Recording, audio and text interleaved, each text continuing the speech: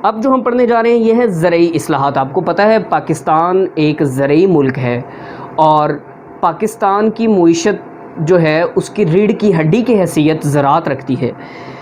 پاکستان کی اکثریت آبادی کا پیشہ بھی زراعت ہے۔ بھٹو حکومت نے کسانوں کو استحصال بھوک سے، ان کے حقوق کی پامالی سے بچانے کے لیے درج ذیل زرعی اصلاحات کا اعلان کیا۔ کسانوں کے بھی تو حقوق ہوتے ہیں اسٹوڈنٹس، ان کی بھی تو زندگی ہوتی ہے، ان کو مکمل حقوق اور ان کو تحفظ دینے کے لیے ان کے لیے بھی یہ ایک نئی پالیسی کا اعلان کیا بھٹو حکومت نے۔ زمین کی انفرادی حد ملکیت 150 ایکڑ نہری اور 300 ایکڑ بارانی مقرر کی گئی۔ اگر کسی کے پاس زمین ہے تو اس کی جو ہے ایک باؤنڈری ہوگی، لمٹ ہوگی۔ اگر تو اس کو نہری پانی لگتا ہے، جہاں پہ وہ زمین ہے وہاں پہ نہریں موجود ہیں، نہری نظام ہے اور اس زمین کو نہر کی طرف سے پانی مل رہا ہے، تو اس زمین کی جو لمٹ ہے وہ اس مالک کے پاس 150 ایکڑ ہوگی۔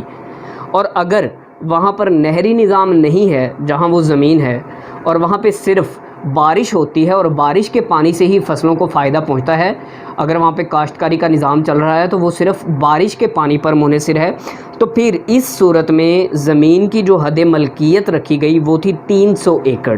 اس کو بارانی کہتے ہیں۔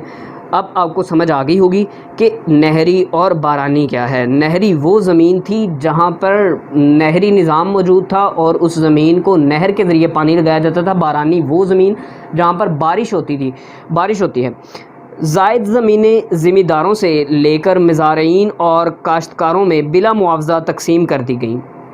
جو اس سے زیادہ زمینیں تھیں جن کے پاس، تو وہ ان سے لے کر، مالکان سے لے کر، وہ جو وہاں پہ ورکرز تھے جو کام کر رہے تھے، پھر ان میں مزارعین وہ ورکرز ہوتے ہیں جو زمینوں پر کام کر رہے ہوتے ہیں، تو وہ پھر زمینیں ان کو دے دی گئیں اور ان سے معاوضہ بھی نہیں لیا گیا۔ مارچ 1976 تک 15 لاکھ ایکڑ زمین کسانوں میں تقسیم کی گئی۔ نمبر 2، وہ سرکاری ملازمین جنہوں نے ملازمت کے دوران اور ریٹائرمنٹ کے بعد 2 سال کے اندر زمین خریدی تھی، جنہوں نے ملازمت کے دوران اور ریٹائرمنٹ کے بعد 2 سال کے اندر زمین خریدی تھی، ایسے ملازمین کے لیے 100 ایکڑ زمین محدود کر دی گئی اور باقی زمینوں پر حکومت کا قبضہ ہو جانے کی پالیسی بنائی گئی۔ فوجی افسران پر اس شک کا اطلاق نہیں ہوگا۔ اچھا، یہ جو شک کا مطلب ہے یہ رول، یہ قانون تعلیمی اداروں یعنی کالجوں اور یونیورسٹیز وغیرہ کے علاوہ کوئی شخص مقررہ حد سے زمین رکھنے کا حقدار نہ ہوگا۔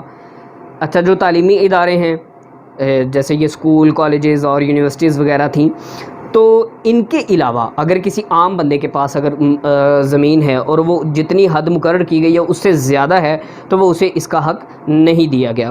تمام مالیہ اور آبیانہ ذمہ دار ادا کریں گے۔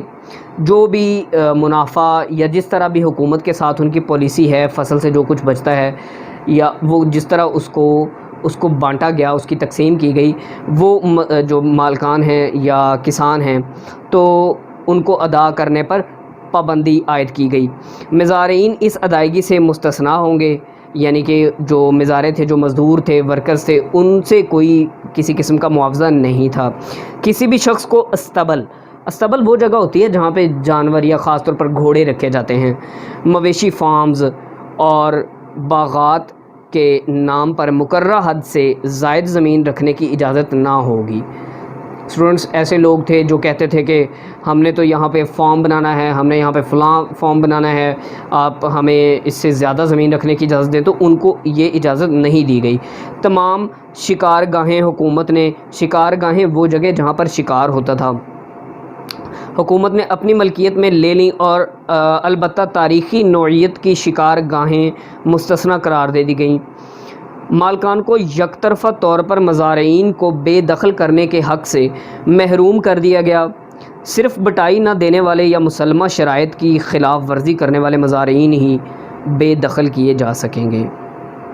اچھا، تو مالکان کو یک طرفہ طور پر مزارعین کو بے دخل کرنے کے حق سے محروم کر دیا گیا۔ اسٹوڈنٹس، اس بات سے کیا مراد ہوا کہ جو زمین کے جو مالکان تھے وہ کیا کرتے تھے کہ اس سے پہلے وہ مزارعین کو، جو ان کے ورکرز تھے جو ان کے ہاں کام کرتے تھے ان کی زمینوں میں، وہ ان کو اپنی مرضی سے برطرف کر دیتے تھے۔ تو ان سے یہ حق بھی گورنمنٹ نے لے لیا کہ اگر ان کو آپ نے بے دخل کرنا ہے کسی بھی طرح کے حق سے، تو آپ ایسا کریں کہ اس بندے کو بے دخل کر سکتے ہیں آپ، اس ورکر کو، اس مزارع کو جو بٹائی نہیں دیتا، یعنی کہ جو وہ پیسہ اس سے کماتا ہے وہ اس پیسے کو آپ کو صحیح سے ادا نہیں کرتا، یا اس کے آپ کے ساتھ جو پالیسی طے ہوئی ہے وہ اس کے تحت کام نہیں کر رہا، تو پھر آپ اسے بے دخل کر سکتے ہیں۔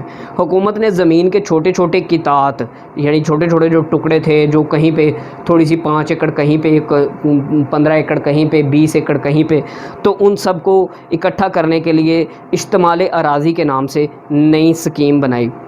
پاکستان میں مشینی کاشت کے لیے تحریک امداد باہمی کی حوصلہ افزائی کی گئی اور امداد باہمی کی انجمنوں کی مدد کے لیے رقوم مختص کی گئیں۔